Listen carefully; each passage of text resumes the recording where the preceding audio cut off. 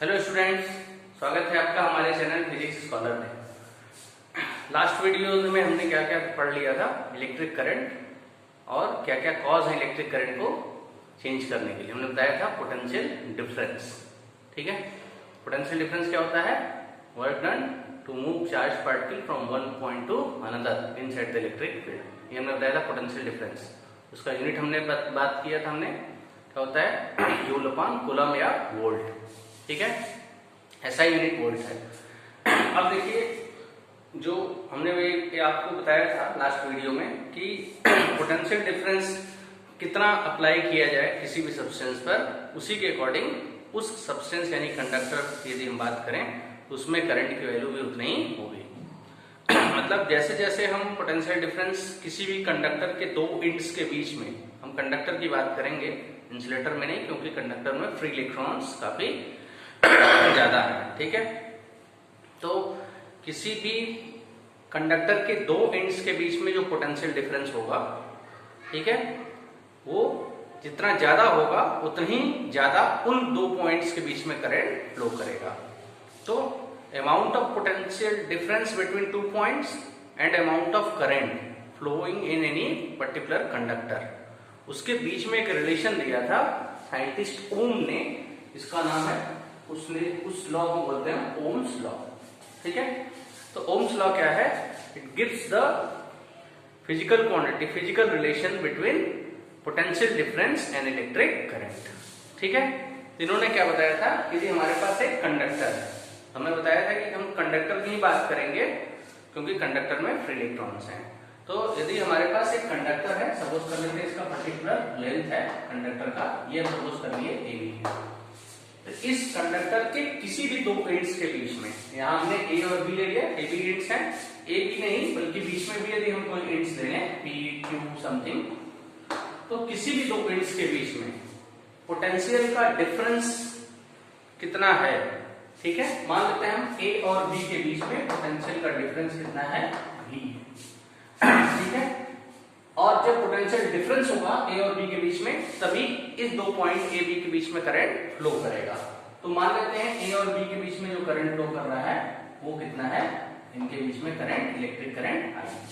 ठीक है, अच्छा, लास्ट में हमने एक चीज आपको और बताया था कि जो पॉजिटिव प्लेट है और नेगेटिव प्लेट, हमने बताया था आपको कि पॉजिटिव प्लेट है और नेगेटिव प्लेट है, मीन्स ये भी कंडक्टर है, ये भी कंडक्टर है।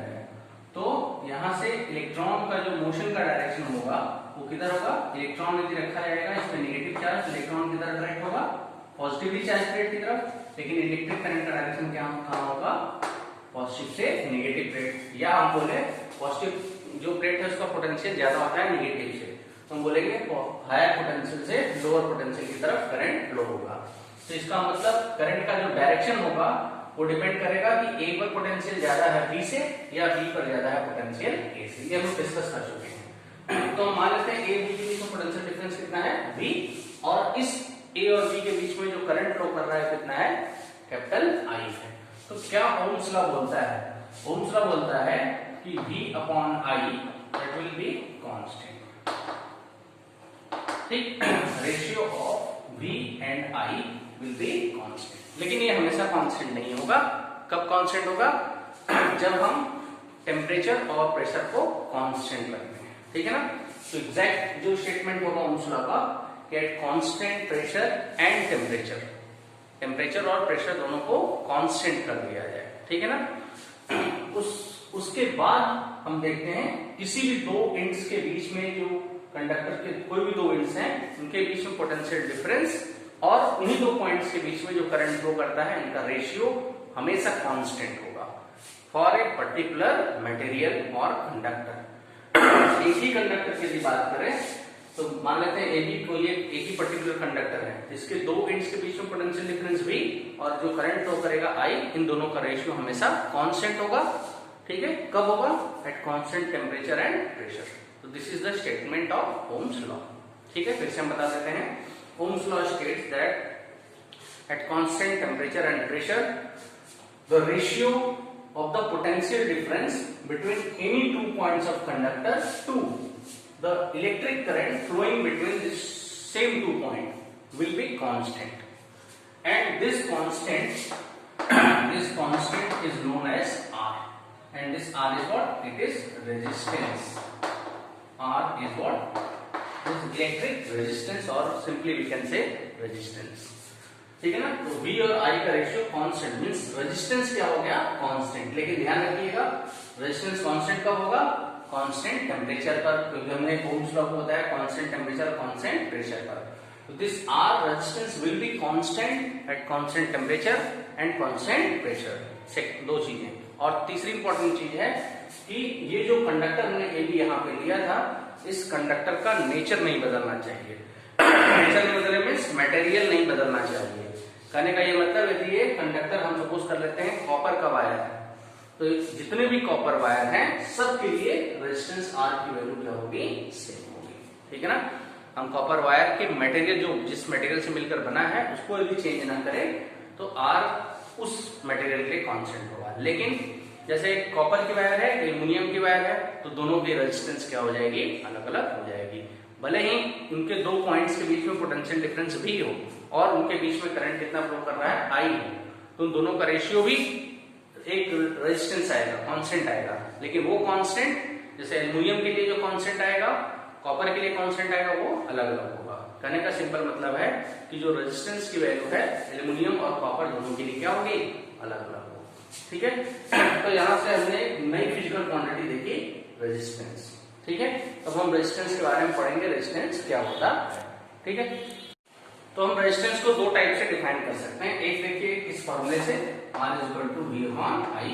अच्छा, हम यहाँ से एक चीज और हम देखें, यदि हम यहाँ से क्रॉस मल्टीप्लाई कर देंगे तो V = I × R, और जब ये R को हटाएंगे तो ये इक्वल साइन किसमें चेंज हो जाता है? प्रोपोर्शनलिटी में। आप नहीं जानते हो तो ध्यान दीजिए, when we remove proportionality sign we will multiply by some constant, या यदि इक्वेशन की उधर कांस्टेंट है, if we remove constant this equal sign will convert into proportionality sign।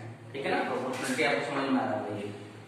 तो यदि हम इसको हटा देते हैं क्या हो जाएगा? V = I। इसको भी हम ओम्स लॉ का फॉर्म कर सकते हैं। ठीक है ना? लेकिन ये ध्यान रखिएगा ये सारे ओम्स लॉ इसके लिए है, केवल कंडक्टर के लिए, इंसुलेटर के लिए नहीं है। ठीक है? फिर हम लोग सेमीकंडक्टर एक मटेरियल है उसके लिए भी क्लास 12 में ओम्स लॉ का स्टडी करेंगे, लेकिन कुछ चीजें वहां पर डिस्टर्ब करती हैं, इससे हम लोग डिस्कस करेंगे वो सब आगे क्लास 12 में। ठीक है? तो V/I की वैल्यू कितनी होगी? R। तो यहां से हम R को डिफाइन करेंगे। R क्या है? Electric resistance. पहला एक डेफिनेशन इस फॉर्मूले से V/I क्या होगा? It is the ratio of electric potential difference between any two point of conductor to the electric current flowing between the same two point. ठीक है? तो R एक डेफिनेशन आ गया इस फॉर्मूले से, पहला चीज आ गया। ठीक? सेकंड डेफिनेशन क्या होता है? रेजिस्टेंस का कि रेजिस्ट करने की टेंडेंसी, रेजिस्ट मींस अपोज करने की टेंडेंसी। किसको अपोज करता है? रोकता है फ्लो ऑफ चार्ज को, यानी इलेक्ट्रिक चार्ज जो फ्लो कर रहा होता है उसको रेजिस्ट करने की, रोकने की टेंडेंसी होती है रेजिस्टेंस। तो ये ध्यान रखिएगा, रेजिस्टेंस एक प्रॉपर्टी है, हर एक कंडक्टर, हर एक सब्सटेंस की प्रॉपर्टी होती है रेजिस्टेंस। वो क्या करता है? जिस डायरेक्शन में करंट फ्लो होता है, ठीक है, जिस डायरेक्शन में करंट फ्लो होगा उसको रोकने की टेंडेंसी या उसके स्पीड को कम करने की टेंडेंसी होती है। ठीक है ना? ये होता है इलेक्ट्रिक रेजिस्टेंस। जैसे इलेक्ट्रॉन का फ्लो ऐसे है तो ये रेजिस्टेंस क्या करेगा? इसकी स्पीड को या तो कम करेगा या रोक देगा, स्टॉप कर देगा। तो ये रेजिस्टेंस होता है। तो हर एक सब्सटेंस के अंदर, जितने भी सब्सटेंस अभी तक हमारे पास बने हैं, कंडक्टर जितने भी हैं, ठीक है, उसकी रेजिस्टेंस, सबके अंदर कुछ ना कुछ रेजिस्टेंस है। रेजिस्टेंस किसी सब्सटेंस का कम होता है, किसी का ज्यादा होता है। ठीक है? तो हम यहां से देखेंगे R क्या है? Inversely proportional to I। That means जैसे जैसे इलेक्ट्रिक करंट बढ़ेगा रेजिस्टेंस की वैल्यू क्या होगी? कम होगी। या उल्टा हम कर दें कि R की वैल्यू बढ़ेगी तो इलेक्ट्रिक करंट क्या होगा? कम होगा। तो हम जानते हैं इलेक्ट्रिसिटी यानी इलेक्ट्रिक करंट आसानी से किसमें पास करता है? जो गुड कंडक्टर होते हैं। तो गुड कंडक्टर में करंट की वैल्यू क्या होगी? ज्यादा होगी। तो करंट जब ज्यादा होगी तो उसका इलेक्ट्रिक रेजिस्टेंस क्या हो जाएगा? कम हो जाएगा। ठीक है? तो जितने भी कंडक्टर हैं उसका रेजिस्टेंस कम होता है इंसुलेटर और दूसरे सब्सटेंस के कंपैरिजन में। ठीक है? लेकिन जब हम यहाँ पर देखेंगे अभी कि जो रेजिस्टेंस है वो टेम्परेचर पे भी डिपेंड करता है, ठीक है ना। तो हमने डेफिनेशन पढ़ लिया आर का। अब हम आते हैं आर का यूनिट क्या होता है, यूनिट ऑफ रेजिस्टेंस।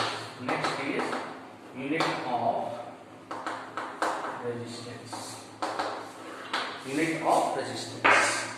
तो देखिए आर का यदि हमको यूनिट फाइंड आउट करना है तो हम जानते हैं आर कितना होता है, V अपॉन आई।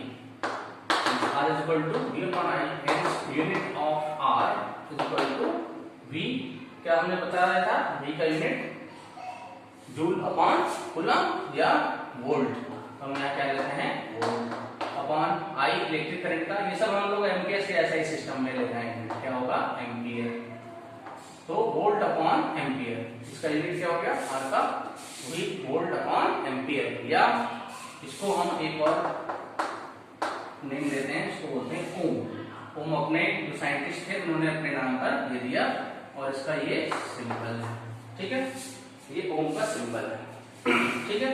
तो हम जितने भी न्यूमेरिकल्स देखेंगे उसमें रेजिस्टेंस ओम लिखकर बहुत कम आता है, सिंबल लिखकर ऐसे आता है। जितना देगा 2 ओम दैट मींस ऐसे देगा 2 ओम, 3 ओम, 5 ओम, तो ये सिंबल ऐसे देगा। तो हमें पता होना चाहिए ये रेजिस्टेंस का सिंबल है, ठीक है, रेजिस्टेंस की यूनिट का सिंबल है। तो हमने क्या देखा, unit of electric resistance is ohm in amperes या एसआई सिस्टम। ये किसमें है, एसआई, और we can say amperes system. Amperes या एसआई सिस्टम में यूनिट का क्या आ गया, ओम आ गया, ठीक है। ये देख लेते हैं। चलिए अब रेजिस्टेंस की हम बात करते हैं। तो हमने पढ़ा था कंडक्टर, इंसुलेटर और सेमीकंडक्टर पहले वीडियो में। उसमें देखिए जो कंडक्टर है, क्योंकि कंडक्टर में करंट आसानी से पास करता है, ठीक है ना, तो करंट पास करेगा तो आर क्या होता है, इनवर्सली प्रोपोर्शनल टू करंट, ठीक है। इसका मतलब रेजिस्टेंस क्या होगा, काफी कम होगा। तो हम कंडक्टर की भी बात करें, हमने कैटेगराइज किया था सब्सटेंस को, सॉलिड मटेरियल को, कंडक्टर और इंसुलेटर, और बीच में हमने क्या रखा था, semi conductor. Semi conductor 3 material को हमने लिया था, कंडक्टर, सेमीकंडक्टर और इंसुलेटर। इन सभी का रेजिस्टेंस कैसे अफेक्ट होगा, ठीक है। तो कंडक्टर के लिए तो हमने देख लिया कि R जो होगा इनवर्सली प्रोपोर्शनल टू I होगा, ठीक है ना। जैसे जैसे करंट बढ़ेगा रेजिस्टेंस कम होगा। लेकिन ये सारा फिनोमिनन हम लोग किस पे स्टडी करते हैं, कांस्टेंट टेम्परेचर पर, ठीक है ना। ये सब हम लोग कांस्टेंट टेम्परेचर पे इसको स्टडी करेंगे। तो कंडक्टर के लिए करंट रेजिस्टेंस क्या होगा, कम होगा, ठीक है ना, डिक्रीज फाइनेंस कम होगा, और कांस्टेंट है सभी के लिए। सेमीकंडक्टर के लिए रेजिस्टेंस की जो वैल्यू है वो इसके कंपैरिजन में, इसके लिए तो रेजिस्टेंस काफी कम होगा, इसके कंपैरिजन में रेजिस्टेंस थोड़ा ज्यादा होगा, ठीक है। हम लेंथ इसका बड़ा बना दिए, और इंसुलेटर का रेजिस्टेंस काफी ज्यादा होगा, इसके लेंथ को हमने काफी ज्यादा बना दिया, ठीक है ना। लेंथ से बता देंगे इसकी वैल्यू, ठीक। लेकिन टेम्परेचर का यदि हम डिपेंडेंस बात करें तो कंडक्टर, किसी भी कंडक्टर के लिए रेजिस्टेंस टेम्परेचर के डायरेक्टली प्रोपोर्शनल होता है, ठीक है ना। टी यहाँ पर क्या है, कैपिटल टी, ये है टाइम नहीं बल्कि टेम्परेचर है। जैसे जैसे हम टेम्परेचर बढ़ाएंगे किसी भी कंडक्टर का, उसका रेजिस्टेंस क्या होता है, बढ़ता चला जाता है, ठीक है। ये भी हम लोग हायर क्लास में पढ़ेंगे, 12th क्लास में। एक फॉर्मूला है RT equal to R0 1 plus alpha into T. इस कॉम्बिनेशन देखेंगे जहाँ R0 क्या है, 0 डिग्री सेल्सियस पर कंडक्टर का टेम्परेचर है, RT किसी पर्टिकुलर टेम्परेचर पर जो 0 से बड़ा होगा, ठीक है। और अल्फा एक कांस्टेंट है, इसको हम बोलते हैं temperature coefficient of particular substance, ठीक है ना। और T क्या है, small t is the temperature, ठीक है। इस फॉर्मूले से हम देखेंगे ये टर्म जो है अल्फा की जो वैल्यू होती है ये पॉजिटिव होती है फॉर कंडक्टर, ये कंडक्टर के लिए वैल्यू क्या होती है, पॉजिटिव। तो जैसे जैसे T की वैल्यू बढ़ेगी RT क्या हो जाएगी, R0 1 प्लस समथिंग है, ये बढ़ता चला जाएगा, पॉजिटिव है, तो ये भी वैल्यू क्या होगी, बढ़ेगी। That means on increasing temperature resistance of conductor increases, ठीक है ना, ध्यान रखिएगा। सेकंड जो सेमीकंडक्टर के लिए इंपॉर्टेंट है कि रेजिस्टेंस यहाँ पर यदि हम बढ़ाते हैं तो एग्जैक्टली इनवर्सली नहीं प्रोपोर्शनल होता है, लेकिन डिक्रीज करता है, ठीक है ना। On increasing temperature resistance of this semiconductor decreases, resistance decrease करेगा, इसका मतलब कंडक्टिविटी क्या होती है, बढ़ती है। कंडक्टिविटी यानी इलेक्ट्रिक करंट बढ़ेगा, और इसमें हम रेजिस्टेंस बढ़ाएंगे तो टेम्परेचर बढ़ाएंगे तो रेजिस्टेंस क्या होगा, बढ़ेगा, यानी करंट क्या हो जाएगा, कम हो जाएगा, ठीक है ना। तो ध्यान रखिएगा, इसमें टेम्परेचर बढ़ाने पर कंडक्टर का करंट कम होता है, इसमें टेम्परेचर बढ़ाने पर सेमीकंडक्टर का करंट बढ़ता है, क्योंकि टेम्परेचर बढ़ाते हैं ढेर सारे उसमें फ्री आयंस होते हैं, चार्ज कैरियर्स होते हैं, हमने दो बताया था, इलेक्ट्रॉन और होल, वो सभी बहुत तेजी से जनरेट होते हैं और मूव करते हैं, इसलिए उसकी कंडक्टिविटी क्या होगी, बढ़ जाएगी सेमीकंडक्टर की, और कंडक्टर की कम हो जाती है। तो ये टेम्परेचर डिपेंडेंस है कंडक्टर और सेमीकंडक्टर। और इस अल्फा की जो वैल्यू है ये आती है नेगेटिव, ठीक है, ये नेगेटिव आती है। तो नेगेटिव आएगी अल्फा सेमीकंडक्टर के लिए, तो ये आप देखिए यदि नेगेटिव आ जाएगा तो ये क्या हो जाएगा, हमारा value RT = R0 1 minus alpha की कोई भी वैल्यू हम लेते हैं अल्फा इंटू, यहाँ पर हम साइन नहीं ले रहे हैं, बस अल्फा की कोई वैल्यू लेते हैं 2 3 समथिंग जो भी ले लेते हैं, तो 1 minus alpha t means RT क्या हो जाएगा, लेस देन R0, ठीक है। तो हम टेम्परेचर डिपेंडेंस पढ़ लिए कंडक्टर का और सेमीकंडक्टर का, रेजिस्टेंस पढ़ लिए, रेजिस्टेंस क्या होती है, हर एक सब्सटेंस, हर एक कंडक्टर की प्रॉपर्टी होती है क्या करने के लिए, अपोज करने के लिए चार्ज पार्टिकल के जो इलेक्ट्रॉन है उसके फ्लो को रोकने के लिए, ठीक है।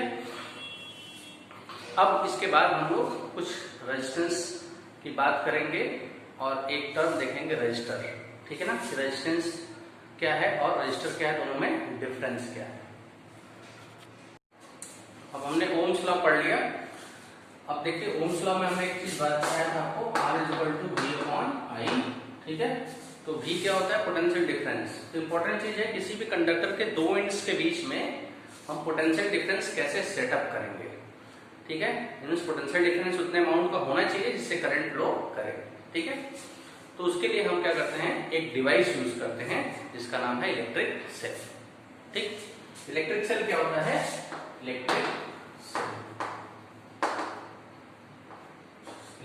सेल, इलेक्ट्रिक सेल क्या होता है, ऐसा डिवाइस है जो क्या करता है, केमिकल एनर्जी को इलेक्ट्रिकल एनर्जी में कन्वर्ट कर देता है।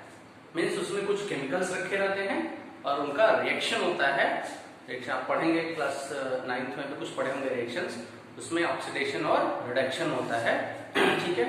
उसके कारण जो एनर्जी रिलीज होती है वही एनर्जी इलेक्ट्रिकल एनर्जी में कन्वर्ट हो जाती है, ठीक है, क्योंकि one form of energy is converted into another form. तो यहाँ पर क्या होता है, इलेक्ट्रिकल सेल में chemical energy is converted into electrical energy. और जनरली एक सेल में दो इलेक्ट्रोड्स होते हैं, दो प्लेट्स होते हैं, रॉड्स जिसको बोलते हैं मेटल के, दो मेटल के रॉड्स होते हैं जिसको हम डीप कर देते हैं इनसाइड द सॉल्यूशन, किसी सॉल्यूशन के अंदर उसको रख देते हैं, ठीक है। और जब केमिकल रिएक्शन होता है तो एनर्जी रिलीज हो जाती है, तो हम क्या करते हैं, इसको वायर से कनेक्ट कर देते हैं, और वायर से कनेक्ट करके क्या होगा, करंट का फ्लो होना स्टार्ट हो जाएगा, ठीक है। जो इलेक्ट्रिकल एनर्जी आएगी इस वायर के थ्रू हमको शो ऑफ कर देते हैं। जैसे सपोज कर लेते हैं कोई एक डिवाइस है जो डिटेक्ट करेगा करंट को, इसको बोलते हैं अमीटर, एक डिवाइस है जो डिटेक्ट करता है इलेक्ट्रिक करंट को। अभी डिटेल में हम डिस्कस भी करेंगे अमीटर और वोल्ट मीटर को, ठीक है, और इसका क्या एडवांटेज है, ठीक। तो जस्ट लाइक ऐसे ही है, ठीक है। तो अमीटर इसमें करंट फ्लो करेगा, तो अमीटर डिटेक्ट कर लेगा उसको कि करंट फ्लो कर रहा है कि नहीं। एक जो इलेक्ट्रोड्स होता है या मेटेलिक प्लेट होता है उसको हम बोलते हैं एनोड, और दूसरा जो इलेक्ट्रिक ये प्लेट होता है मेटेलिक प्लेट, इसको बोलते हैं कैथोड। इस पे नेगेटिव और इस पे कभी चेंज हो जाता है, लेकिन हमेशा ध्यान रखना है एनोड पे ऑक्सीडेशन होता है और कैथोड पे क्या होता है, रिडक्शन होता है, ठीक है ना। तो ऑक्सीडेशन का डेफिनेशन यदि आप पढ़े होंगे क्लास 9th में या 10th में पढ़ेंगे, on the basis of electron क्या होते हैं, जो इलेक्ट्रॉन को रिलीज करे, जहां से इलेक्ट्रॉन रिलीज हो वो होता है ऑक्सीडेशन, और जहां इलेक्ट्रॉन गैदरिंग हो जाता है वो होता है रिडक्शन, जैसे इस पे पॉजिटिव चार्ज क्यों होता है, क्योंकि यहाँ से इलेक्ट्रॉन निकल गया रहता है, एनोड हो गया, इस पे ऑक्सीडेशन हो गया, और जितने भी इलेक्ट्रॉन्स निकलते हैं, ये इलेक्ट्रॉन्स जितने भी निकलते हैं वो कहाँ पहुंचते हैं, कैथोड पर। All the electrons which emitted from anode, ठीक है ना, ये सपोज कर लेते हैं ये इलेक्ट्रॉन है जो मीट कर रहा है, कहाँ पहुंचता है, एट कैथोड। इसलिए इस पर इलेक्ट्रॉन की गैदरिंग हो जाती है, और इलेक्ट्रॉन पे कौन सा चार्ज है, नेगेटिव, इसलिए इस पे चार्ज आता है नेगेटिव, तो करंट का डायरेक्शन जस्ट उल्टा हो जाएगा इसमें, ठीक है ना। तो ये करंट इस तरीके से फ्लो करेगा। लेकिन तो ये क्या करता है, देखिए एक का पोटेंशियल पॉजिटिव और एक का नेगेटिव, तो इन दोनों के बीच में क्या हो जाएगा, पोटेंशियल डिफरेंस, ठीक है, और पोटेंशियल डिफरेंस हो जाएगा तो करंट फ्लो करना स्टार्ट हो जाएगा, ठीक है ना। तो पोटेंशियल डिफरेंस सेटअप होने के कारण इलेक्ट्रॉन करंट का फ्लो होना स्टार्ट हो गया। अब देखिए यानी इन दो टर्मिनल्स के बीच में करंट फ्लो होगा, करंट फ्लो होने का मतलब इलेक्ट्रॉन एक प्लेट से दूसरे प्लेट पर जाएगा। लेकिन जब इलेक्ट्रॉन सेल के अंदर एक प्लेट से दूसरे प्लेट पर जाता है, इसके अंदर जो सॉल्यूशंस हम लेते हैं, केमिकल सॉल्यूशंस, वो भी क्या करते हैं, इलेक्ट्रॉन के मोशन को अपोज करते हैं। इसका मतलब इस सॉल्यूशन का, जिसके अंदर जो सॉल्यूशन हम लोग लिया है हमने, इस सॉल्यूशन का भी कुछ न कुछ अपना रेजिस्टेंस होता है, जिसको हम बोलते हैं internal resistance of electric cell. ये सेल का इंटरनल रेजिस्टेंस है। तो हर एक सेल का अपना कुछ न कुछ इंटरनल रेजिस्टेंस होता है। यदि इस पूरे को हम एक कंडक्टर की तरह बिहेव करें, तो हमने बताया था कंडक्टर, हर एक कंडक्टर का अपना कुछ न कुछ रेजिस्टेंस है, वैसे ही हर एक सेल का भी अपना कुछ न कुछ रेजिस्टेंस है, जो क्या करता है, अपोज करता है इलेक्ट्रॉन के फ्लो को from one plate to another, एक प्लेट से दूसरे प्लेट जाने में। अब हम यदि कई मटेरियल की बात करें, कई कंडक्टर की बात करें, तो उसमें जो सोल्यूशन लिया जा रहा है, उस सोल्यूशन की विस्कोसिटी कितनी है, विस्कोसिटी मतलब कितना गाढ़ा है वो, ठीक है ना। कहने का मतलब कितने, जितना गाढ़ा रहेगा उसी टर्म को बोलते हैं विस्कोसिटी। तो जितना विस्कोसिटी इसकी ज्यादा होगी, इलेक्ट्रॉन को इसमें चलने में बहुत ही प्रॉब्लम होगा। कहने का मतलब उसका रेजिस्टेंस उतना ही ज्यादा होगा। तो यदि जितना ज्यादा विस्कस रहेगा ये, ठीक है, उतना ही ज्यादा करंट को फ्लो करने में प्रॉब्लम क्रिएट होगा। देख सेकेंड चीज है, जो करंट को फ्लो कराने के लिए इसमें ये जो मेटल जो डीप है इसके अंदर, इसका कितना एरिया इसके अंदर डीप है, जितना ज्यादा एरिया डीप होगा उतना ही ज्यादा करंट की वैल्यू होगी, यानी रेजिस्टेंस उतना ही कम हो जाएगा, ठीक है ना। जितना ज्यादा एरिया इसके अंदर इंसर्ट रहेगा सोल्यूशन के अंदर, उतना ही ज्यादा करंट फ्लो करेगा, यानी इंटरनल रेजिस्टेंस उतना ही कम हो जाएगा। और एक और फैक्टर है इंटरनल रेजिस्टेंस को जो चेंज करने वाला, वो क्या है, इन दोनों प्लेटों के बीच का सेपरेशन। सेपरेशन जितना ज्यादा होगा, इलेक्ट्रॉन को एक प्लेट से दूसरे प्लेट पहुंचने में उतना ही ज्यादा उसको क्या होगा, अपोज किया जाएगा, ठीक है ना। तो जितना ज्यादा डिस्टेंस रहेगा, रेजिस्टेंस उतना ही क्या हो जाएगा, ज्यादा हो जाएगा इंटरनल सेल का, ठीक है ना। तो हमने बता दिया डिवाइस एक इलेक्ट्रिक सेल है जो पोटेंशियल डिफरेंस सेटअप करता है किसी भी दो इनपुट के बीच में। हम लोग जनरली वॉच का जो सेल यूज होता है, छोटे वाली सेल यूज होती है, या टॉर्च में जो सेल होती है, वो जनरली यूज कर लेते हैं करंट को फ्लो कराने के लिए। उसमें दो नॉब होते हैं, ऊपर और नीचे, टच करा देते हैं, एक कैथोड होता है और एक एनोड होता है। जैसे ही टच कराएंगे, हायर पोटेंशियल से लोअर पोटेंशियल करंट का फ्लो होना स्टार्ट हो जाएगा, ठीक है ना। तो पोटेंशियल डिफरेंस क्या करते हैं, सेटअप करते हैं, ठीक। अब हमको सेल से ज्यादा पोटेंशियल डिफरेंस, जैसे मैंने बताया था, करंट को हम वहां तो हमें कांस्टेंट करंट मिलेगा, लेकिन यदि हमें करंट को वेरी कराना है, ठीक है, तो हम क्या करेंगे, एक और सेल जोड़ देंगे। लेकिन उन दो, जैसे हम एक सेल जोड़ दिए, सपोज कर लेते हैं हमारे पास एक सेल ये ऐसे है, ठीक है, और ये ऐसे बना है, और दूसरे सेल को हम ऐसे कनेक्ट कर दिए, ठीक है, ये ऐसे। ये तो मेथड होता है सेल को कनेक्ट करने का। यदि एक सेल से करंट जो मिलेगा दूसरे सेल से कनेक्ट कर देंगे, करंट बढ़ जाएगा, लेकिन वो भी करंट कांस्टेंट होगा, ठीक है। हमको थ्रू आउट करंट को वेरी करना है, तो हालांकि हम लोग वो भी डिटेल में पढ़ेंगे हायर क्लास में, 12th क्लास में, उसको बोलते हैं रियोस्टेट, ठीक है। जो रियोस्टेट क्या करता है, करंट को, सर्किट में करंट की वैल्यू को चेंज कराता है, बढ़ाना है या घटाना है उसके अकॉर्डिंग, ठीक है, हम लोग डिटेल में पढ़ेंगे। मेन अभी आपको जानना है इलेक्ट्रिक सेल। इलेक्ट्रिक सेल एक डिवाइस है जो पोटेंशियल डिफरेंस सेटअप करता है किसी भी कंडक्टर के दो एंड्स के बीच में, जिससे करंट फ्लो करेगा, ठीक है ना। तो ये हम लोग इतना पढ़ लिए, और हमने ये भी देखा कि जो सेल है केमिकल एनर्जी इलेक्ट्रिकल एनर्जी में कन्वर्ट होगी, और सेल का जो खुद का अपना इंटरनल रेजिस्टेंस होता है, मीन्स इलेक्ट्रॉन के फ्लो को अपोज करता है एक प्लेट से दूसरे प्लेट जाने पर। और क्या क्या फैक्टर्स हैं जो उसके रेजिस्टेंस को अफेक्ट करेंगे सेल के, ठीक है। इसका कुछ यूज हम करेंगे न्यूमेरिकल क्वेश्चंस में, ठीक है। चलिए अब अगला पढ़ते हैं, graphical representation of Ohm's law. Ohm's law हमने पढ़ लिया। ओम्स लॉ क्या होता है, R equal to V upon I। तो इसमें हमने बताया था R इलेक्ट्रिक रेजिस्टेंस है, ये प्रॉपर्टी है एक सब्सटेंस की। एक चीज इसमें हमने नहीं बताया था आपको, एक टर्म आता है रजिस्टर, ठीक है। तो रजिस्टर जस्ट लाइक इंग्लिश का यदि आप ग्रामर पोर्शन पढ़ रहे हैं तो रजिस्टर एक तरीके से एक नाउन है, because noun is a place, person और थिंग। तो रजिस्टर एक थिंग है, वस्तु है जिसको हम बोलते हैं, ठीक है। और रेजिस्टेंस उसकी प्रॉपर्टी है, यानी रेजिस्टेंस को हम क्या कर सकते हैं, एडजेक्टिव कर सकते हैं, ठीक है। बट जनरल लैंग्वेज में हम लोग रजिस्टर को ही रेजिस्टेंस कह देते हैं। जैसे हम एक वायर लेते हैं तो उसका वो रजिस्टर हो गया, लेकिन उसके अंदर रेजिस्टेंस में उसकी कितनी प्रॉपर्टी है चार्ज को अपोज करने की। बट जनरल लैंग्वेज में हम रजिस्टर को ही रेजिस्टेंस कह देते हैं। लेकिन होता क्या है, जब अलग अलग वायर्स रहते हैं, हर एक वायर्स को क्या बोलेंगे, रजिस्टर। ये रजिस्टर, ये रजिस्टर है, ठीक है ना।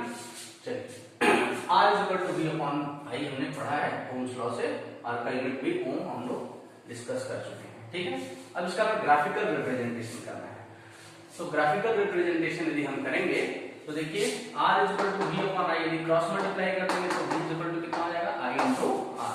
ये इक्वेशन हमारा यदि आप जानते हैं तो ठीक है, नहीं जानते तो हम बताते हैं। Y is equal to M into X की तरह है। Y is equal to MX क्या है, ये इक्वेशन ऑफ स्ट्रेट लाइन, एक स्ट्रेट लाइन की इक्वेशन की तरह है, जहां पर y और x दो वेरिएबल है और m क्या है, कांस्टेंट है।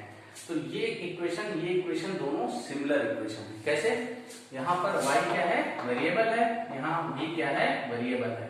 तो ये दोनों वेरिएबल क्वांटिटी है, वेरिएबल। इसमें i क्या है, वेरिएबल है, और x यहाँ पर क्या है, ये भी वेरिएबल है, ठीक है ना। जैसे जैसे v को हम चेंज करेंगे i चेंज होगा, means v and i both are variable in this equation.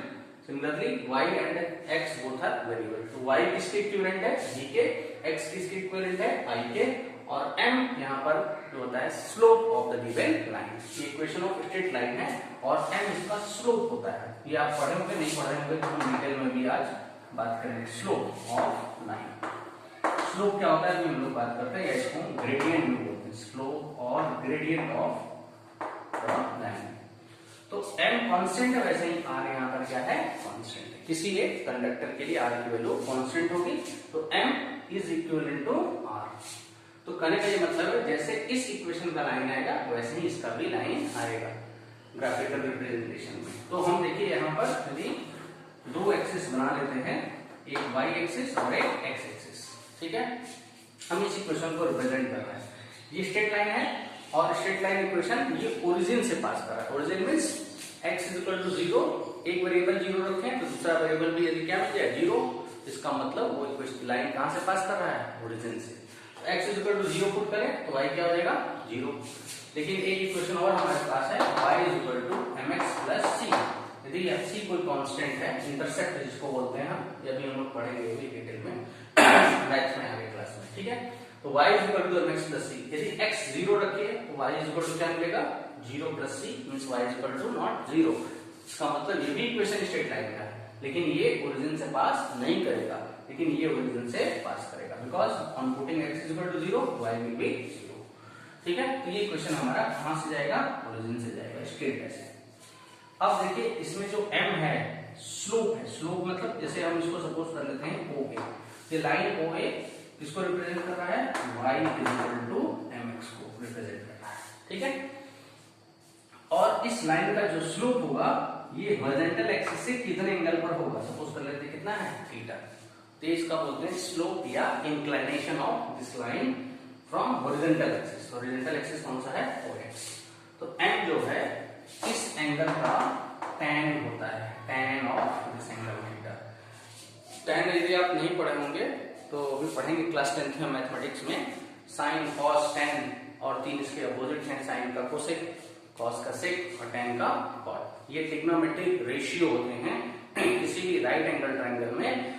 हम जानते हैं पाइथागोरस थ्योरम का यूज करके हम क्या कैलकुलेट कर सकते हैं, hypotenuse square is equal to perpendicular square plus base square. मतलब 3 साइड में से 2 साइड पता रहेगा तब तो हम तीसरा कैलकुलेट कर लेंगे।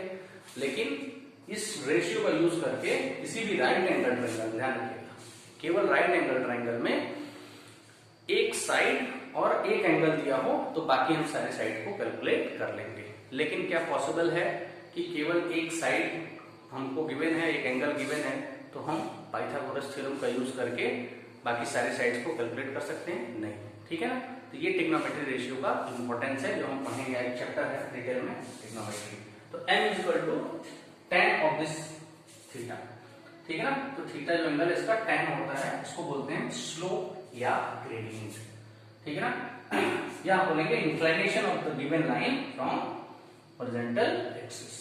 अब देखिए इस पॉइंट ए से भी हम एक परपेंडिकुलर लाइन यहाँ पे ड्रॉ करते हैं, मान लेते हैं पॉइंट लेते हैं m। तब हमारे पास एक राइट एंगल ट्रायंगल कौन सा हो गया, AMO। तो हमने बताया था कि जो भी ये साइन कॉस टैन जो ट्रिग्नोमेट्रिक रेशियो लेते हैं इसमें लेते हैं राइट एंगल ट्रायंगल में। तो हम लेते हैं in right angle triangle, right angle का साइन है कौन सा है, AMO में।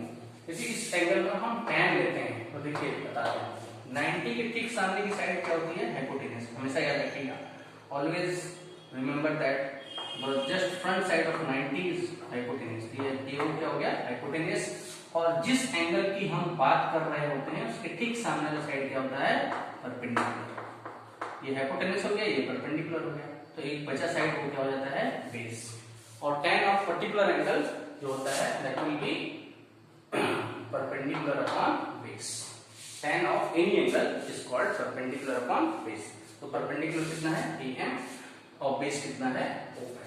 तो परपेंडिकुलर को हम क्या लेंगे, this is AM perpendicular and base कितना है, O है, ठीक है ना।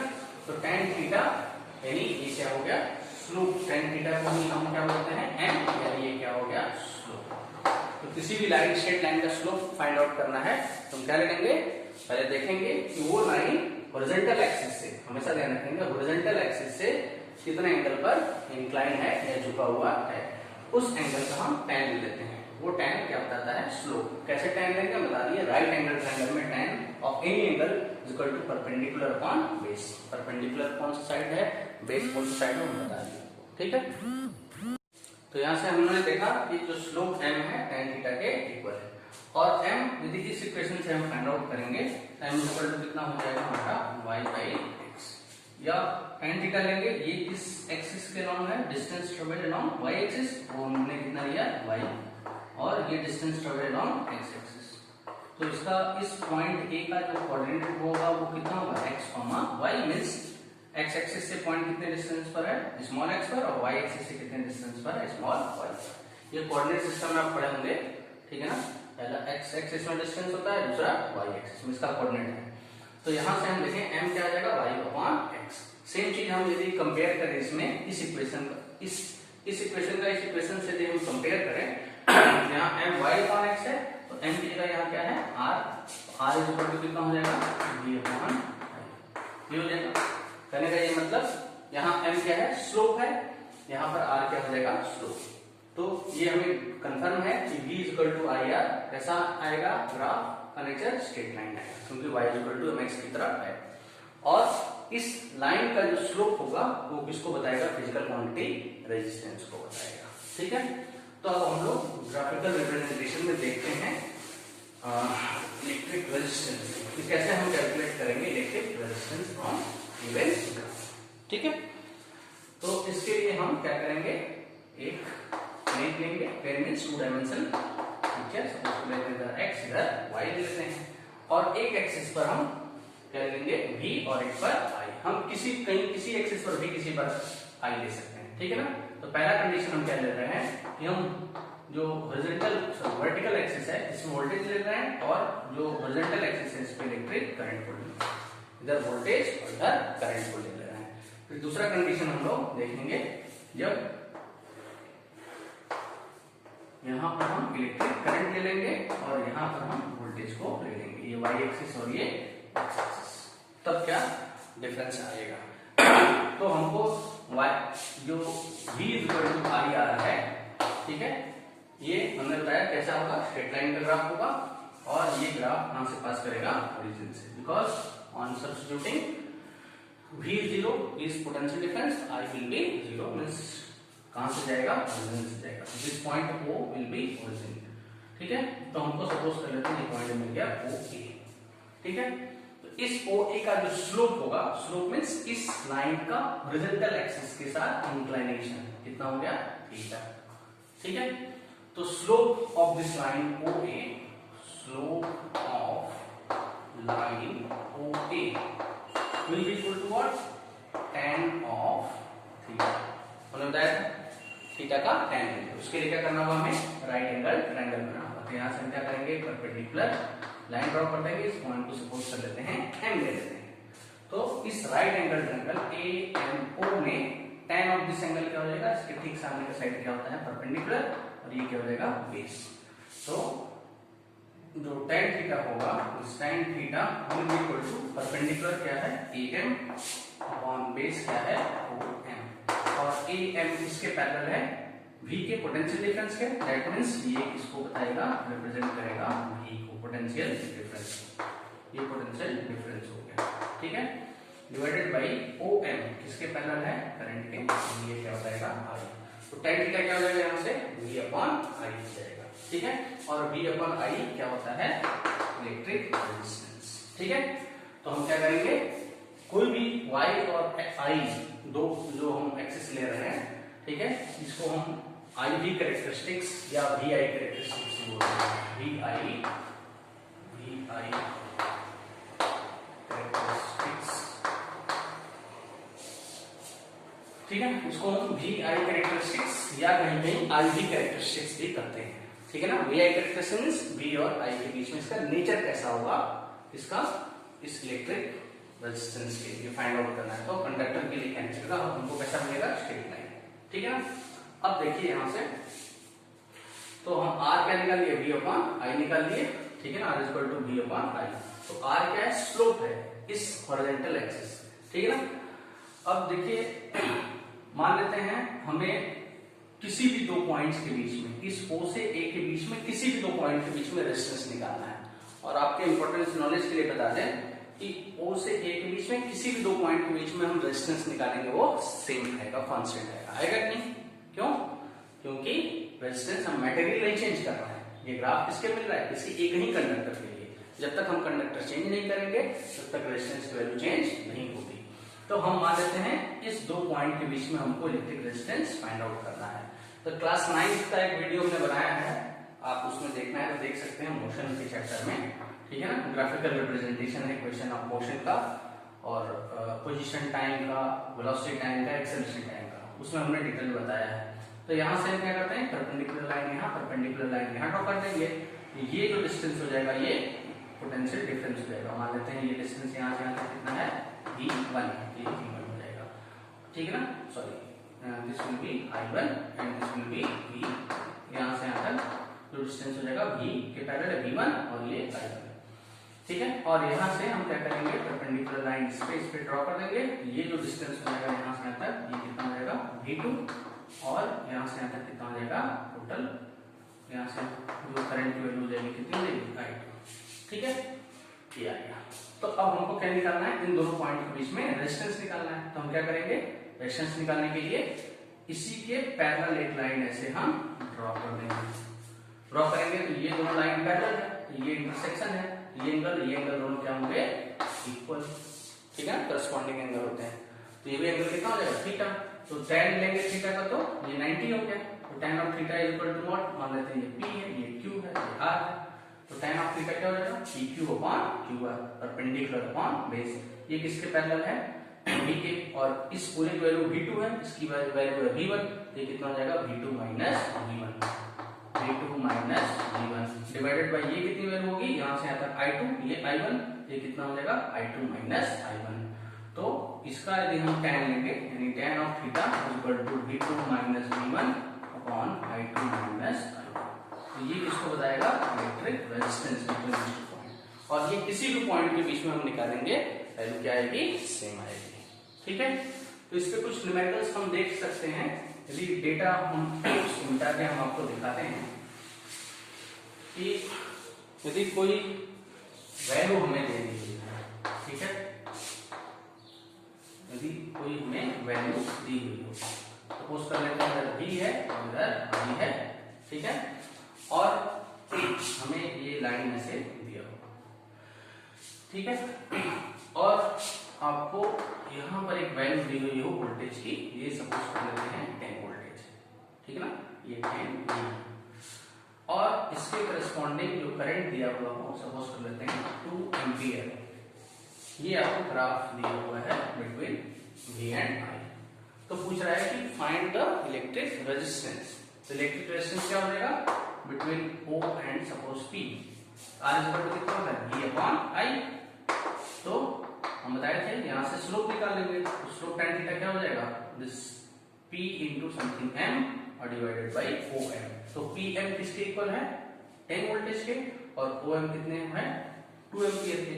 तो रेजिस्टेंस बिटवीन OP, इसको हम लिखेंगे ROP, resistance between O and P will be equal to 10/2, that means 5 ohm. अब आप किसी भी दो पॉइंट मिलाएंगे, किसी भी दो पॉइंट के बीच में रेजिस्टेंस निकालेंगे, वो क्या आएगा सेम आएगा हर एक के पास, क्योंकि आप ये मोशन मेरी क्लास 9 में पढ़ेंगे, ये यूनिफॉर्म मोशन को रिप्रेजेंट करता है, यदि ग्राफ पोजीशन टाइम के बीच में, ऐसे ही वेलोसिटी टाइम के बीच में होगा तो यूनिफॉर्म एक्सेलरेशन से पार्टिकल मूव करता है।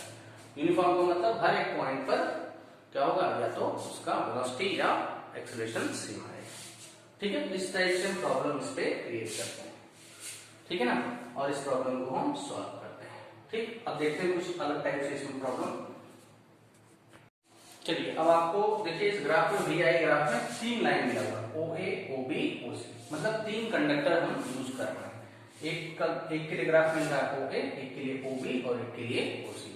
तो इसमें आपको बताना है किसका रेजिस्टेंस ज्यादा होगा या इसका रेजिस्टेंस कम होगा, या अरेंज करिए रेजिस्टेंस को इंक्रीजिंग या डिक्रीजिंग ऑर्डर में। तो हमने बताया था R क्या होता है V/I और R किसके इक्वल होता है tan ऑफ थीटा के, या R इक्वल टू क्या होता है slope of the given straight line, ठीक है। R tan थीटा होता है, स्लोप होता है, slope means inclination from horizontal axis. तो हॉरिजॉन्टल एक्सिस यहाँ पर क्या है इलेक्ट्रिक करंट है, ये हमेशा आप ध्यान रखेंगे, यहाँ हॉरिजॉन्टल जो है करंट एक्सिस है, लेकिन यहाँ पर हम हमेशा करंट एक्सिस की ही बात करेंगे, जो भी इंक्लिनेशन हम लेंगे वो करंट एक्सिस से ही लेंगे, ठीक है ना। अभी दूसरे वाले इस ग्राफ में हम डिस्कस करेंगे इसको। तो देखिए OA का जो इंक्लिनेशन है मान लेते हैं कितना है θ1, इसका इंक्लिनेशन हॉरिजॉन्टल यानी करंट एक्सिस से कितना है θ2, और इसका हॉरिजॉन्टल एक्सिस यानी करंट एक्सिस से इंक्लिनेशन कितना है θ3। और आपको क्लियर है कौन सा बड़ा है θ3 is greater than θ2 greater than θ1। सबसे ज्यादा एंगल ये है, एंगल ही डायरेक्टली प्रोपोर्शनल है किसके रेजिस्टेंस के, that means R of OC will be greater than R of OB will be greater than R of, इस तरीके से आप रेजिस्टेंस बता सकते हैं ग्राफ में किसका अधिक है। इसी में उल्टा बोलते हैं, किसकी कंडक्टिविटी का ऑर्डर बताइए डिक्रीजिंग इंक्रीजिंग ऑर्डर में, तो जो रेजिस्टेंस का ऑर्डर होगा कंडक्टिविटी का जस्ट उल्टा हो जाएगा। मान लीजिए इसमें रूटीन आपको कोई वैल्यू दे देती है कि बताइए ये 3-4 वैल्यू है, मान लेते हैं n में, या हम सपोज कर लेते हैं कि हम फर्स्ट ग्रुप यदि पीरियोडिक टेबल की बात करें, पीरियोडिक टेबल आप पढ़ेंगे भी, तो पीरियोडिक टेबल में फर्स्ट ग्रुप में कितने एलिमेंट्स हैं 7 एलिमेंट्स हैं, hydrogen Na K Rb Cs और Fr, ये 7 एलिमेंट्स हैं आपके पीरियोडिक टेबल में, ठीक है ना।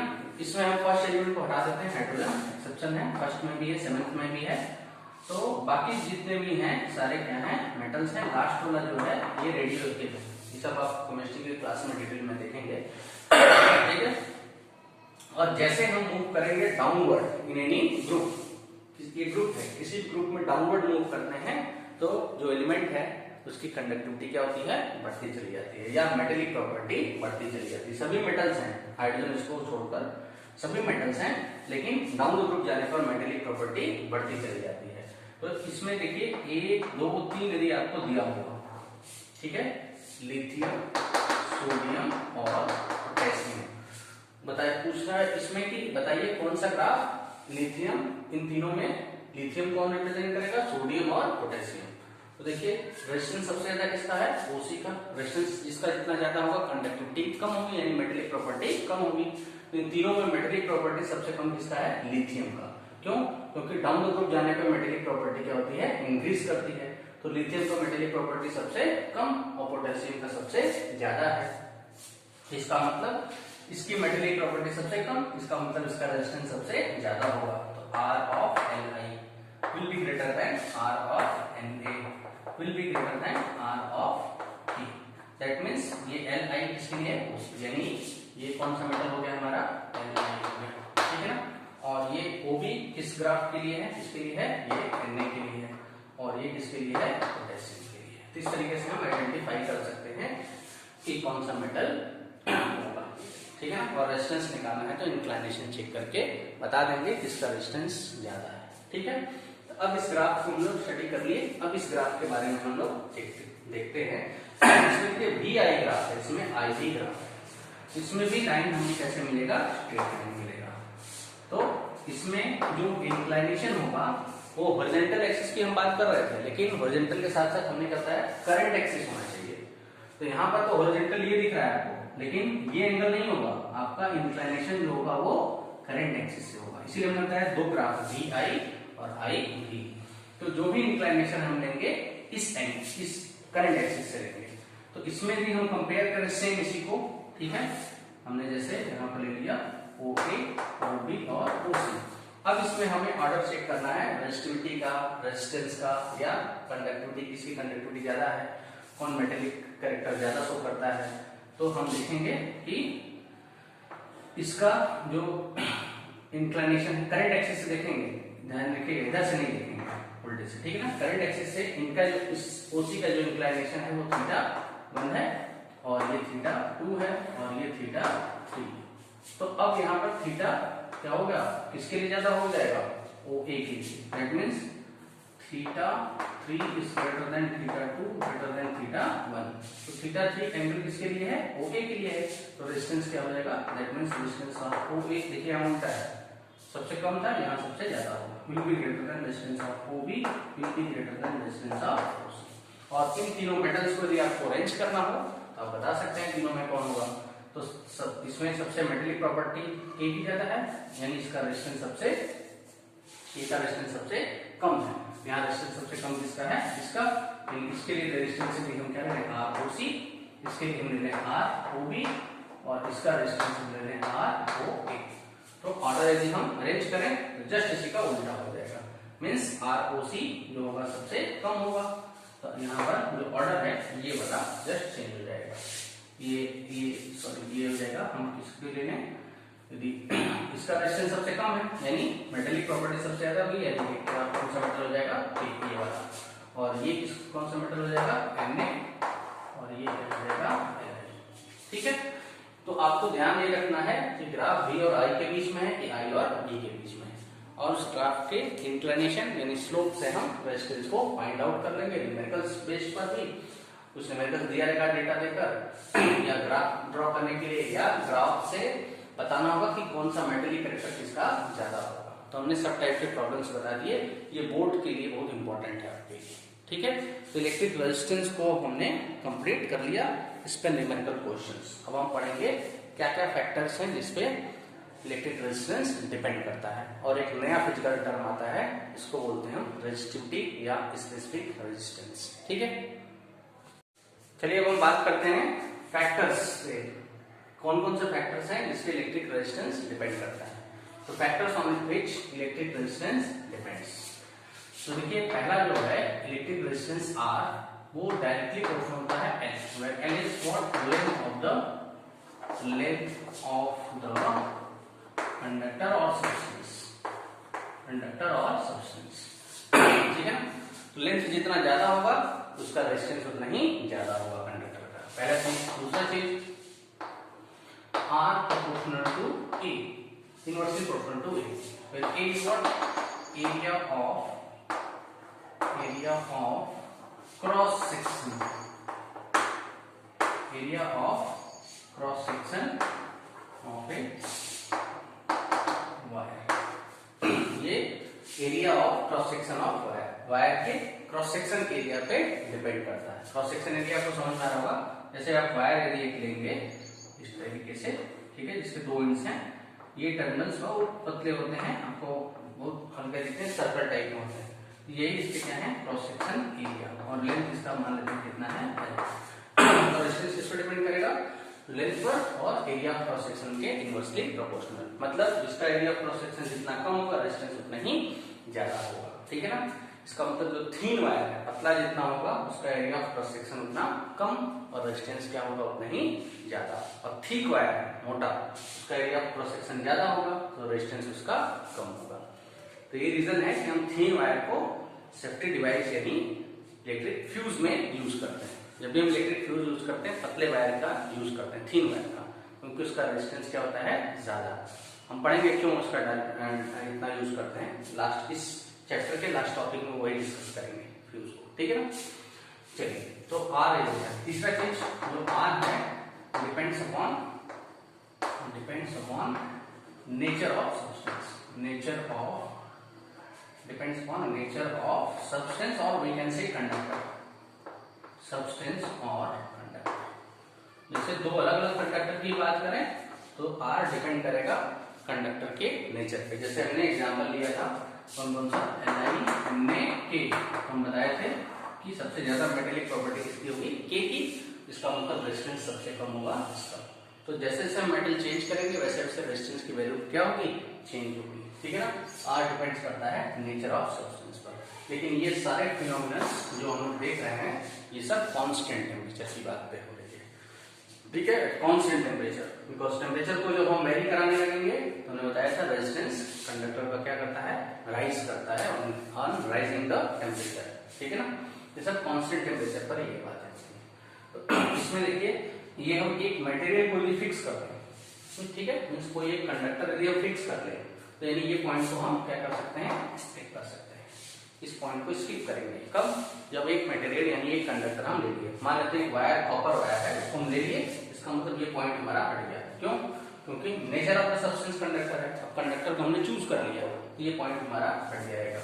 तो किसी एक पर्टिकुलर कंडक्टर के लिए आर किसके डिपेंड करेगा, एल पे और ए पे, दोनों को कंबाइन कर दें तो R proportional to L, R proportional to L by A. और जब प्रोपोर्शनलिटी हटाते हैं तो हम क्या करते हैं, we multiply by some constant which is called rho. This R is what, इसको पढ़ते हैं आर एच ओ, रो। ठीक है, ये रो जो है इसको बोलते हैं हम स्पेसिफिक रेजिस्टेंस और resistivity. So this R rho is called specific resistance or resistivity, specific resistance या resistivity इसको बोलते हैं रो। ठीक है, तो ध्यान रखिएगा जो रो है, स्पेसिफिक कांस्टेंट, स्पेसिफिक रेजिस्टेंस और रेजिस्टिविटी, ये भी किसी पर्टिकुलर सब्सटेंस के पर ही डिपेंड करेगा, उसके मटेरियल पे डिपेंड करेगा। और इंपॉर्टेंट चीज सुनिए, रो स्पेसिफिक रेजिस्टेंस या रेजिस्टिविटी ये भी टेम्परेचर के डिपेंडेंट होगा। ठीक है, और रो जो होगा, रो सबसे इंपॉर्टेंट चीज जो है, will not depend upon the length and cross section area of a wire and cross section area of a wire. किसी वायर के क्रॉस सेक्शन एरिया और लेंथ पे रो की वैल्यू डिपेंड नहीं करती, आर की वैल्यू डिपेंड करती है एल पे और ए पे। लेकिन रो स्पेसिफिक रेजिस्टेंस, चाहे जितने भी लेंथ का ले रहे हैं हम उसको छोटे छोटे पार्ट में करते हैं, जो छोटे पार्ट्स का स्पेसिफिक रेजिस्टेंस होगा, लेकिन वायर एक नहीं होना चाहिए, ध्यान रखिएगा।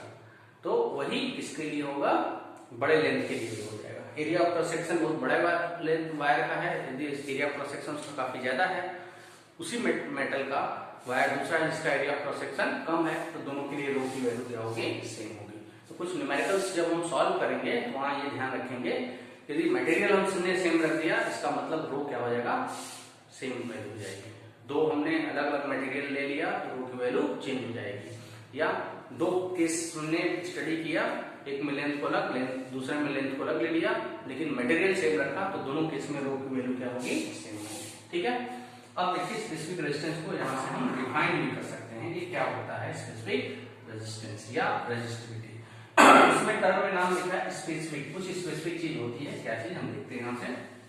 देखिए रो में क्या हो जाएगा, क्रॉस मल्टीप्लाई कर देंगे R इंटू ए बाई, ठीक है, क्रॉस मल्टीप्लाई करते हैं, R क्या हो जाएगा, rho is equal to R A by L। ठीक है, अभी यहाँ से हम यूनिट भी इसका देखेंगे, या इसका यूनिट हम देख लेते हैं। यूनिट कितना हो जाएगा रो का, R का यूनिट क्या होता है, ओम, सिंबल बना दिए, और ये एरिया का क्या होगा, metre square divided by length का, मीटर से मीटर कैंसिल आउट करें, क्या हो जाएगा, ओम मीटर, या हम इसको ओम मीटर ऐसे भी लिखते हैं, ओम मीटर सिंबल से ऐसे। तो कहीं भी यदि रेजिस्टेंस दिया हो ओम मीटर, मतलब समझ जाइए वो क्या दिया हुआ है, स्पेसिफिक रेजिस्टेंस या रेजिस्टिविटी दी हुई है।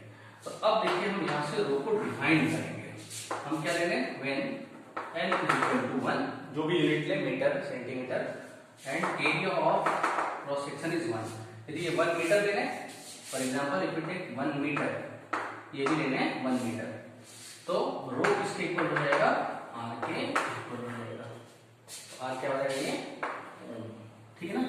अच्छा चलिए, तो रो किसके इक्वल हो गया, R के इक्वल। तो रो क्या है, स्पेसिफिक रेजिस्टेंस। तो specific resistance of any conductor will be equal to resistance of the same conductor. कब, जब लेंथ उसका कितना हो 1 और एरिया ऑफ क्रॉस सेक्शन कितना हो 1, या यूनिटी हम बोले, तो यूनिट क्रॉस सेक्शन एरिया के वायर का लेंथ यदि 1 हो यूनिट, ठीक है, तो उसी वायर के ही रेजिस्टेंस को हम क्या बोलते हैं, रेजिस्टिविटी।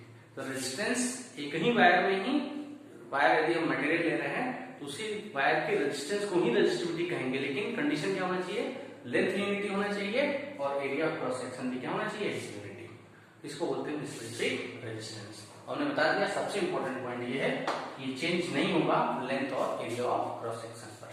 ठीक है, इस पे हम कुछ प्रॉब्लम्स देखेंगे, R is equal to rho L by A पर। बहुत इंपॉर्टेंट प्रॉब्लम्स है आपके बोर्ड के लिए। ठीक है, चलिए हम बात करते हैं नेक्स्ट इलेक्ट्रिक सर्किट की। ठीक है, इलेक्ट्रिक सर्किट क्या होता है, उसके बाद में हम ये डिटेल्स देखेंगे।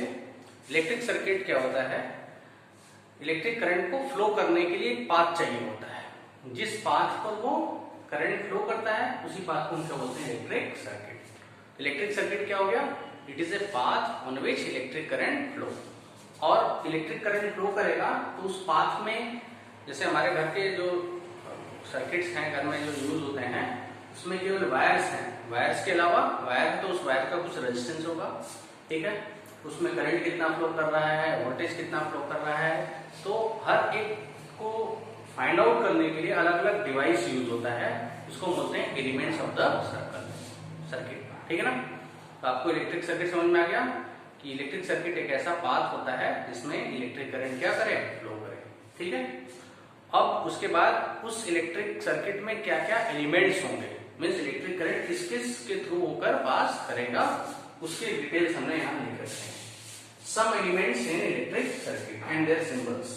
ठीक है, पहला देखिए हमने यहाँ लिखा है elements of electric circuit, description को बताते चले जाते हैं, और सिंबल्स। पहला देखिए क्या है, इलेक्ट्रिक सेल। एलिमेंट्स हैं ये आपके पर्पस में, जो आपके सर्किट्स हैं उस सर्किट्स में यूज होते हैं electric circuit, sorry cell, electric cell. Electric cell का क्या काम होता है, इसका डिस्क्रिप्शन क्या करता है, it provides the potential difference between two ends. तो यहाँ पे हमें क्या लिखना होगा, it provides the potential difference between two ends through which electric current flow.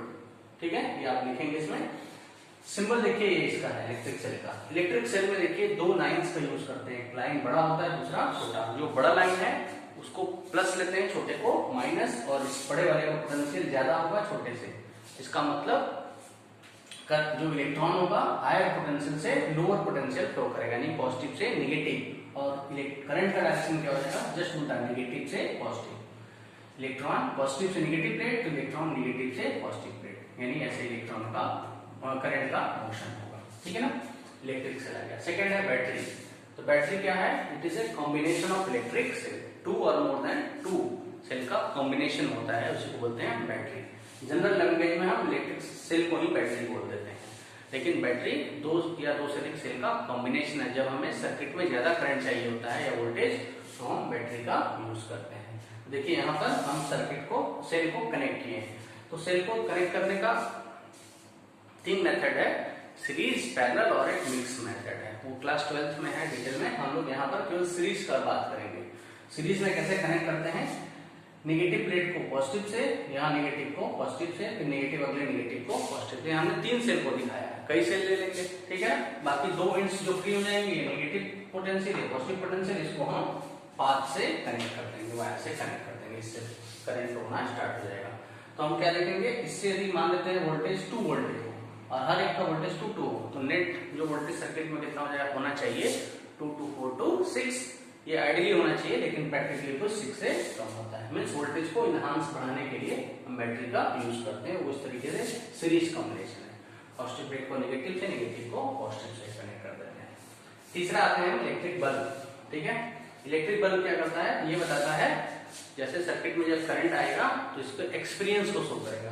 तो डिस्क्रिप्शन करेंगे, experience the flow of electric current through it. यदि सर्किट में करंट नहीं जा रहा है तो ये बल्ब ग्लो नहीं करेगा, या हो सकता है बल्ब में डैमेज हो, ठीक है ना। तीसरा, चौथा जो है वो इलेक्ट्रिक रेजिस्टेंस। रेजिस्टेंस को हम ऐसे दिखाते हैं, ये सब न्यूमेरिकल सॉल्व करने में हम लोग देखेंगे। इलेक्ट्रिक रेजिस्टेंस को ऐसे दिखाया जाता है। तो इसका पाथ देखिए स्मूथ नहीं है, ये पाथ जिगजैग है। मींस पार्टिकल यानी इलेक्ट्रॉन जाएगा तो स्मूथ पाथ से नहीं जाएगा ऐसे, ठीक है ना। इसलिए इसका सिंबल ऐसा है कि स्मूथ पाथ से नहीं जाएगा, मींस इसको थोड़ा प्रॉब्लम होगा, यानी अपोज करेगा पार्टिकल के मोशन, यानी इलेक्ट्रॉन के मोशन। रेजिस्टेंस हो गया। नेक्स्ट, वेरिएबल रेजिस्टेंस और रियोस्टेट। देखिए ये भी बहुत इंपॉर्टेंट चीज है, इसका हम लोग भी न्यूमेरिकल क्वेश्चन में सॉल्व करेंगे। ये वेरिएबल रेजिस्टेंस, यहाँ रेजिस्टेंस जो भी लेंगे कांस्टेंट होगा। जैसे मान लीजिए हमने एक वायर ले लिया, उसका रेजिस्टेंस 2 ओम है, कांस्टेंट, चेंज नहीं कर सकते। लेकिन यहाँ पर हम रेजिस्टेंस को चेंज कर सकते हैं। तो इसका 2 सिंबल है, या तो एरो, इसके ऊपर एरो बनाते हैं, या ये सिंबल है। तो दोनों में से कोई एक सिंबल यूज होता है, वेरिएबल रेजिस्टेंस, या इसको बोलते हैं रियोस्टेट। जनरली आपके फैन वाले रेगुलेटर में यूज होता है, जो फैन में रेगुलेटर यूज होता है वहां यही यूज होता है, रियोस्टेट या वेरिएबल रेजिस्टेंस, जिससे हम वोल्टेज को अधिक या कम कर सकते हैं, ठीक है। 6 है अमीटर। अमीटर क्या होता है, डिस्क्रिप्शन में लिखेंगे, it is a device which is measure to amount of electric current flowing in the circuit. Circuit में कितना इलेक्ट्रिक करंट फ्लो कर रहा है उसको हम मेजर करते हैं, और इसका सिंबल ई से दिखाते हैं, ये अमीटर है। तो देखिए इसको सर्किट में कनेक्ट कर देते हैं, पॉजिटिव नेगेटिव। अगला है वोल्ट मीटर। जैसे अमीटर करंट बताता है सर्किट के किसी 2 पॉइंट के बीच में, ठीक है ना, वैसे ही वोल्ट मीटर क्या बताता है, सर्किट के किसी 2 पॉइंट के बीच में पोटेंशियल डिफरेंस को मेजर करता है, कितना होगा, ठीक है ना। पोटेंशियल डिफरेंस मेजर करने का डिवाइस क्या है, वोल्ट मीटर। नेक्स्ट गेट है स्विच। तो स्विच 2 टाइप का होगा, ऑन या ओपन और क्लोज या ऑफ। तो ओपन होगा, इसका सिंबल ऐसे बनेगा, दोनों ओपन है, यहाँ पे दोनों कनेक्ट नहीं, यानी ओपन। ओपन सर्किट में कोई करंट फ्लो नहीं करता है। क्लोज यदि होगा स्विच या प्लस, तो देखिए इसके बीच में एक डॉट लगा जाएगा। डॉट लगाने का मतलब सर्किट क्या है, क्लोज, यानी करंट फ्लो करना स्टार्ट करेगा, या इन दोनों टर्मिनल्स को आपस में कनेक्ट करा देगा किसी वायर से, ठीक है। अगला है जंक्शन ऑफ वायर। तो जब 2 वायर को आपस में कनेक्ट किया जाता है तो 2 तरीका है। जंक्शन मतलब क्या करेंगे, एक वायर है, दूसरे वायर को भी वहीं से कनेक्ट करना है। जैसे एक वायर गया है, हमें वहां से कनेक्शन लेना है, तो क्या करते हैं हम उस वायर को बीच से थोड़ा सा छील देते हैं, दूसरा वायर लाकर उसमें कनेक्ट कर देते हैं, तब उसमें भी करंट जाना स्टार्ट करेगा। तो ये देखिए जंक्शन है, डॉट मतलब दोनों को कनेक्ट कर दिया है एक ही जगह, ठीक है। अगला है वायर क्रॉसिंग विदाउट जंक्शन। यहाँ पर एक वायर दूसरे वायर को क्रॉस कर रहा है बिना जंक्शन के। मतलब एक वायर है, दूसरा वायर उसके ऊपर से चला गया, या साइड से इधर से चला गया, इधर से चला गया, लेकिन बिना जंक्शन किए, बिना दोनों को जोड़े, तो हम ऐसे सिंबल बनाएंगे। ये सारे सिंबल्स हैं, इसका यूज हम न्यूमेरिकल क्वेश्चंस में करेंगे, ठीक है।